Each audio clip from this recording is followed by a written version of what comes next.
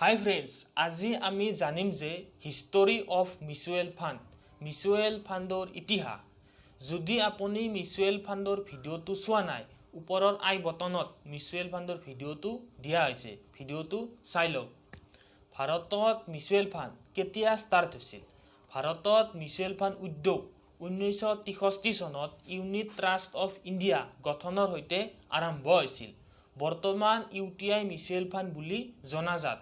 আপোনালোকে স্ক্ৰীনত দেখিবলৈ পাইছে কিজানি UTIৰ লোগোটো। UTIৰ ফুল অৰ্থটো হ'ল ইউনিট ট্ৰাষ্ট অফ ইণ্ডিয়া। ভাৰতৰ প্ৰথম মিউচুৱেল ফাণ্ড হাউচ আছিল। তো UTIৰ উদ্দেশ্যটো কি আছিল? সৰু আৰু অজ্ঞাত বিনিয়োগকাৰীসকলক নিৰ্দেশনা দিয়া, যিসকলে ডাঙৰ প্ৰতিষ্ঠানবোৰত শ্বেয়াৰ আৰু অন্যান্য বিত্তীয় সামগ্ৰী ক্ৰয় কৰিব বিচাৰিছিল। আজিৰ ভিডিঅ'টো 4টা ফেজত ভগোৱা হৈছে। First phase 1964 to 1987, second phase 1987 to 1993, third phase 1993 to 2003, fourth phase 2003। ভিডিঅ'টো আৰম্ভ হোৱাৰ আগত আপুনি যদি চেনেলটো ছাবস্ক্ৰাইব কৰা নাই, ছাবস্ক্ৰাইব কৰি থওক, নহ'লে কেতিয়াবা ইম্পৰ্টেণ্ট ভিডিঅ' মিছ কৰিব পাৰে। আৰু আপোনালোকৰ ফ্ৰেণ্ডক ভিডিঅ'টো শ্বেয়াৰ কৰি দিব, তেওঁলোকেও জনাটো দৰকাৰী। জলক ভিডিঅ'টো আৰম্ভ কৰোঁ আহক। History of mutual fund in India. এটা উন্নত অৰ্থনীতিৰ কাৰণে বিস্তৃত অংশগ্ৰহণৰ সৈতে এটা শক্তিশালী আৰ্থিক বজাৰৰ প্ৰয়োজন হৈছিল। এই বিস্তৃত উদ্দেশ্যৰ সৈতে ভাৰত চৰকাৰ আৰু ভাৰতীয় ৰিজাৰ্ভ বেংকৰ উদ্যোগত 1963 চনত ভাৰতৰ প্ৰথম mutual fund unit trust of India UTI প্ৰতিষ্ঠা কৰা হৈছিল। First phase 1964 to 1987। ভাৰতত মিউচুৱেল ফাণ্ড উদ্যোগ 1963 চনত সংসদৰ এক আইনৰ দ্বাৰা UTI গঠনৰ সৈতে আৰম্ভ হৈছিল আৰু ভাৰতীয় ৰিজাৰ্ভ বেংক RBI নিয়ামক আৰু প্ৰশাসনিক নিয়ন্ত্ৰণৰ অধীনত কাম কৰিছিল। 1978 চনত UTI RBIৰ পৰা পৃথক কৰা হৈছিল আৰু industrial development bank of India IDBI ভাৰতীয় ৰিজাৰ্ভ বেংকৰ ঠাইত নিয়ামক আৰু প্ৰশাসনিক নিয়ন্ত্ৰণ ৰখাৰ দায়িত্ব গ্ৰহণ কৰিছিল। ইউনিট স্কিম 1964 US 64 অৰ্থাৎ ইউনিট স্কিম 64 UTIৰ দ্বাৰা আৰম্ভ কৰা প্ৰথম আঁচনি আছিল। 1988 চনৰ শেষত UTIয়ে পৰিচালনাৰ অধীনত 6,700 কোটি সম্পত্তি অৰ্থাৎ এছেট আণ্ডাৰ মেনেজমেণ্ট AUM আছিল। Second phase 1987 to 1993, public sector mutual ফাণ্ডৰ প্ৰৱেশ। 1987 চনত পাব্লিক ছেক্টৰ বেংক আৰু ভাৰতীয় জীৱন বীমা কৰ্পোৰেচন LIC আৰু ভাৰতীয় সাধাৰণ বীমা কৰ্পোৰেচন GICৰ দ্বাৰা স্থাপিত পাব্লিক ছেক্টৰ মিউচুৱেল ফাণ্ডৰ প্ৰৱেশ চিহ্নিত কৰা হৈছিল। SBI মিউচুৱেল ফাণ্ড 1987 চনৰ জুনত স্থাপিত প্ৰথম মিউচুৱেল ফাণ্ড আছিল।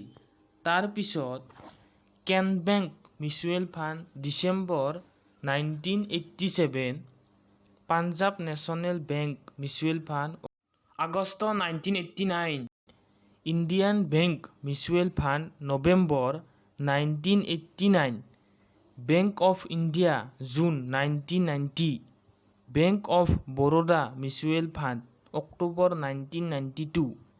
LICয়ে 1989 চনৰ জুন মাহত ইয়াৰ মিউচুৱেল ফাণ্ড স্থাপন কৰিছিল। আনহাতে GICয়ে 1990 চনৰ ডিচেম্বৰত ইয়াৰ মিউচুৱেল ফাণ্ড স্থাপন কৰিছিল।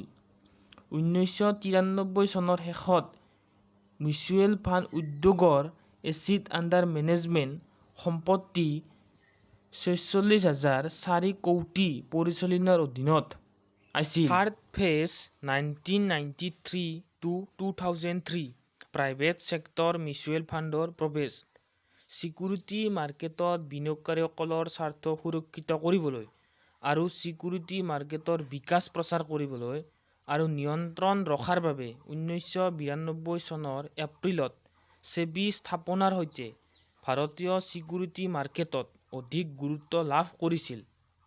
1993 চনত UTIৰ বাহিৰে সকলো মিউচুৱেল ফাণ্ডৰ বাবে ছেবি মিউচুৱেল ফাণ্ড ৰেগুলেশ্যনৰ প্ৰথম আৰম্ভণি প্ৰস্তুত হৈছিল। পূৰ্বৰ কোঠাৰী পাইনিয়ৰ এতিয়া ফ্লেংকিং টেম্পলটন মিউচুৱেল ফাণ্ডৰ সৈতে একত্ৰিত। জুলাই 1993 চনত পঞ্জীয়ন কৰা প্ৰথম প্ৰাইভেট ছেক্টৰ মিউচুৱেল ফাণ্ড আছিল। 1993 চনত প্ৰাইভেট ছেক্টৰ ফাণ্ডৰ প্ৰৱেশৰ সৈতে ভাৰতীয় মিউচুৱেল ফাণ্ড উদ্যোগত এক নতুন যুগ আৰম্ভ হয়, যাৰ ফলত ভাৰতীয় বিনিয়োগকাৰীসকলে মিউচুৱেল ফাণ্ড প্ৰডাক্ট এক বহল পছন্দ প্ৰদান কৰে। প্ৰাৰম্ভিক ছেবি মিউচুৱেল ফাণ্ড নিয়মাৱলী সংশোধন কৰা হৈছিল আৰু 1996 চনত এক বিস্তৃত আৰম্ভণিৰ সৈতে নিয়মাৱলী সলনি কৰা হৈছিল, অৰ্থাৎ ছেবি মিউচুৱেল ফাণ্ড নিয়মাৱলী 1996, যি বৰ্তমান প্ৰযোজ্য। বিগত বছৰবোৰত মিউচুৱেল ফাণ্ডৰ সংখ্যা বৃদ্ধি পাইছে। বহুতো বিদেশী পৃষ্ঠপোষকে ভাৰতত মিউচুৱেল ফাণ্ড স্থাপন কৰিছে। লগতে মিউচুৱেল ফাণ্ড উদ্যোগটোৱে এই পৰ্যায়ত কেইবাটাও একত্ৰীকৰণ আৰু অধিগ্ৰহণ দেখিছিল। জানুৱাৰী 2003 ৰ শেষৰ ফালে মুঠ AUM 1,21,805 কোটিৰ সৈতে 33টা মিউচুৱেল ফাণ্ড আছিল, যাৰ ভিতৰত কেৱল UTIৰ 46,541 কোটি AUM আছিল। ইউনিট ট্ৰাষ্ট অফ ইণ্ডিয়া অন্যান্য মিউচুৱেল ফাণ্ডতকৈ বহুত আগবাঢ়ি আছিল।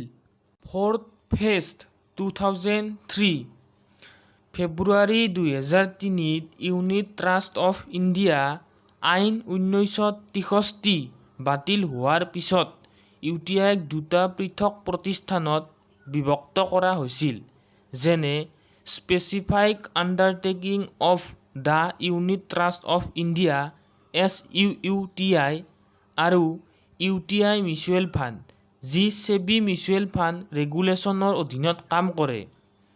পূৰ্বৰ UTIৰ বিভাজন আৰু বিভিন্ন প্ৰাইভেট ছেক্টৰ ফাণ্ডৰ মাজত কেইবাটাও একত্ৰীকৰণ হোৱাৰ সৈতে মিউচুৱেল ফাণ্ড উদ্যোগটোৱে একত্ৰীকৰণৰ চতুৰ্থ পৰ্যায়ত প্ৰৱেশ কৰিছিল। আজিৰ ভিডিঅ'টোত এইখিনিয়ে আছিল। নিশ্চয় ভিডিঅ'টো চাই ভাল পাইছে। যদি ভাল পাইছে ভিডিঅ'টো লাইক কৰক। হিষ্টৰী অফ মিউচুৱেল ফাণ্ডৰ মেইন কনচেপ্টখিনি আজি ডিছকাশ্যন কৰা হৈছে। যদি আপোনালোকে হিষ্টৰী অফ মিউচুৱেল ফাণ্ডৰ বিষয়ে বেছিকৈ জানিব বিচাৰিছে, ডিছক্ৰিপশ্যনত মিউচুৱেল ফাণ্ড বডিৰ অৰ্থাৎ MFIৰ লিংক দিয়া হৈছে, আপোনালোকে চেক কৰিব পাৰে। যদি আপোনালোকৰ ভিডিঅ'টো ৰিলেটেড কিবা কুৱেশ্যন আছে বা কিবা যদি বুজি পোৱা নাই, কমপ্লিকেটেড পাইছে, কমেণ্ট কৰক। আজিলৈ ইমানে। নেক্সট ভিডিঅ'ত অতি সোনকালে আপোনালোকক লগ পাম।